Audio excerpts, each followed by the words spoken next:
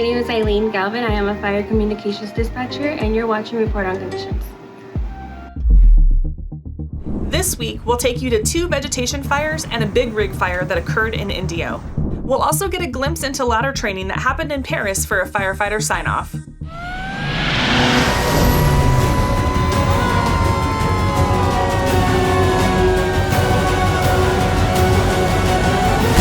Perris, Engine 1 with report on conditions.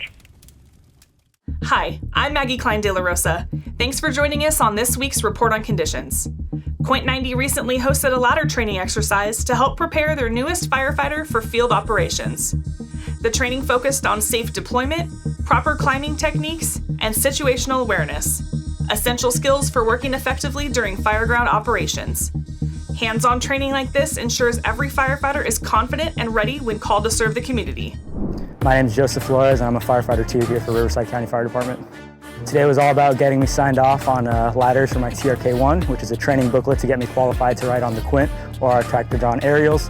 Today we were throwing some 16-foot, 18-foot, and 28-foot 2-section extension ladders just to get me familiar, because it's different than our normal complement on the engine, which is a 14-foot and a 24-foot extension ladder. It's important to a firefighter because it's one of the big 3 of the all 3 basics that we need to know: hose, ladders, and SCBAs, because ultimately hose is going to get water onto the fire and save our victims, and ladders are going to get us up onto the roof to improve conditions for our firemen inside as well as victims inside of the building, getting any rescues out of the windows, and then obviously SCBAs are going to keep us alive and get us into where we need to be. We try to do this training at least like twice a month. We work 3-day shifts, so we're here every other week at least. I'm trying to get it as much as possible, but with fire season out and about right now, it's pretty tough when you're running on your 2nd, 3rd fire of the day. CAL FIRE and Riverside County Fire were honored and blessed to recognize our employees for many different categories. In the categories of anything over 15 years of service, employee promotions, employee new hires, and 1 employee that retired last month. As being a leader for Riverside County Fire and our leadership team, we really enjoy hosting these type of events because it gives us the time to recognize employees for their services that they perform. Everybody's busy with day-to-day operations and doing their day-to-day work. So today gave us an opportunity to allow our employees to plan for, and for the leadership to be able to accommodate an event and find an event that would host everybody in one spot. So today is extra special, and we're really grateful that we had the opportunity with all the sponsors and people to help put it together. As a leadership team, as well as managers throughout the department, I know we truly appreciate the employees. Today was an extra special event to see the faces, not only of the employees, but the family members. Let's take this time to look over the last 2 weeks of call statistics.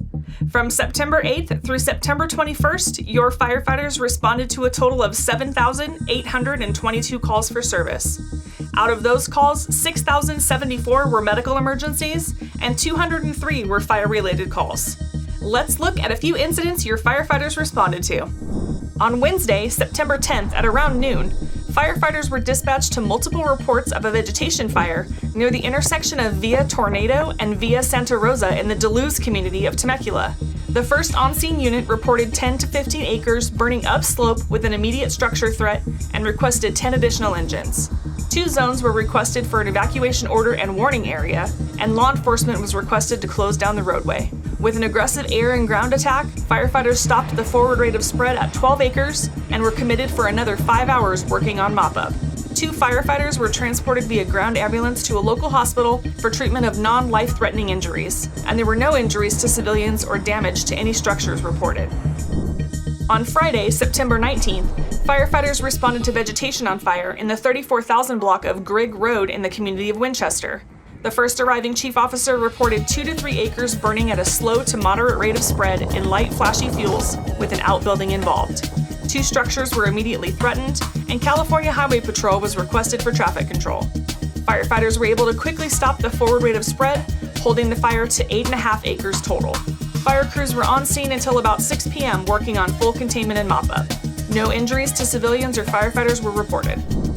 In the early morning hours of Saturday, September 20th, 911 dispatchers received several reports of a big rig on fire on the westbound Interstate 10 under the Jackson Street overpass in the city of Indio. When the engine arrived on scene, they reported a trailer, detached from the tractor, that was fully involved in fire. Firefighters had the fire knocked down in less than 10 minutes and were committed for 2 hours for overhaul and mop-up. There was no structural damage to the overpass bridge and no injuries reported. Don't let the coming fall weather months fool you. California heat is not over, and our most critical fire months are just ahead. Historically, September brings our largest and most destructive wildfires. The landscape is at its driest, and our fire danger won't reside until we see significant saturating rain. In 2020, a historic lightning siege ignited the Santa Clara Unit Lightning Complex fire, which burned nearly 400,000 acres and destroyed 222 structures right here in Northern California. We need you to do your part. Be fire safe and fire ready. Remember, one less spark equals one less wildfire. For tips on how to prepare your home and your family, visit us at readyforwildfire.org.